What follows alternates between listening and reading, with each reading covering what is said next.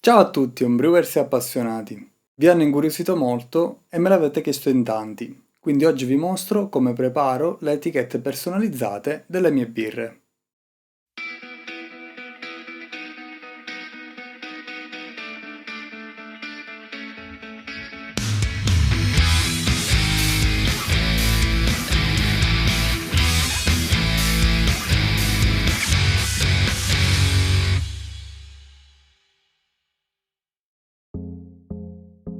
Innanzitutto apro un nuovo progetto su Photoshop e scelgo il formato delle etichette che voglio realizzare.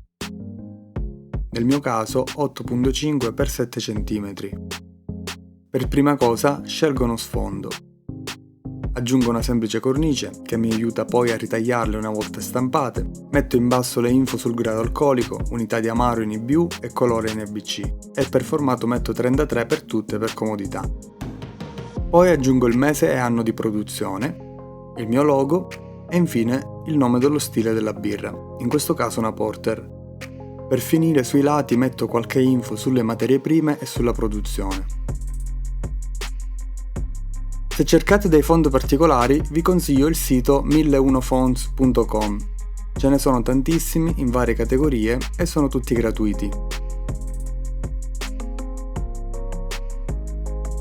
Salvo una copia in JPEG dell'etichetta e apro un file in formato A4, dove vado semplicemente a mettere le etichette una a fianco all'altra. Grazie alla cornice potete vedere il confine tra l'una e l'altra. Quindi metto 8 etichette in un foglio A4, le adatto al formato e poi vado con la stampa, impostando il tipo di carta lucido e qualità normale. Come carta uso questa carta lucida da 150 grammi. Fate attenzione a non scegliere grammature troppo alte, perché può essere più difficile poi incollarle se rimangono troppo rigide. La carta che uso non è autoadesiva e vi dirò il perché. Allego nella descrizione anche il link dove potete reperirla. Inserite nella stampante una modalità per carta lucida in modo che i colori vengano ben impressi sulla carta e non sbavino dopo. Come stampante uso questa Epson ET2850 che ho comprato perché ero incuriosito dalla presenza di serbatoi di inchiostro invece che le cartucce. Nella mia vecchia stampante le cartucce duravano veramente molto poco ed erano anche di quelle dotate di chip, per cui era diventato quasi insostenibile continuare a stampare le etichette. Questa invece ha dei grandi serbatoi dove potete vedere il livello, il costo delle ricariche è davvero basso, ma soprattutto la durata che sto verificando è davvero enorme. Stampo etichette da un anno e sono ancora sopra il 75% di capienza. Con queste impostazioni inoltre la stampa è di ottima qualità, ma soprattutto il colore è perfettamente asciutto, non sbava mai e non risente della condensa in frigorifero.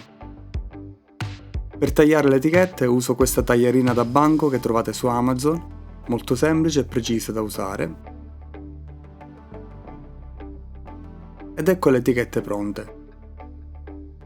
Per l'incollaggio non c'è nulla di più semplice in casa, il latte. Il latte, facile da usare, basta spennellare il retro dell'etichetta che non è lucido ma carta normale, applicate l'etichetta, fate un po' di pressione per creare un effetto ventosa, spalmate il latte anche di lato per chiudere i bordi e come vedete sono già ferme in posizione. Bastano poi pochi minuti per farle asciugare e mantenere il risultato. Come dicevo, la carta lucida a grammatura leggera da 150 grammi funziona molto bene. Non so dirvi però con carte più pesanti, per cui vi consiglio questa. Una volta applicata l'etichetta, passate uno straccio bagnato per togliere i residui del latte. Il processo, come vedete, non è troppo impegnativo, richiede un po' di tempo, per 60 bottiglie saranno 30-40 minuti. In passato ho anche utilizzato etichette autoadesive, che si posizionavano in molto meno tempo e con grande efficacia, però il problema subentrava poi nella rimozione. Se come me volete riutilizzare le bottiglie di precedenti cotte, in questo caso è molto difficile rimuoverle perché la colla rimaneva attaccata e si strappava. Non si ammorbidivano neanche passandole qualche ora nell'acqua calda, ci voleva una spugna metallica e tanta fatica. Per questo adesso uso il latte. La sua rimozione infatti è molto veloce, basta lasciarle qualche minuto in acqua calda e quasi quasi vengono via da sole o grattandole appena a mani nude.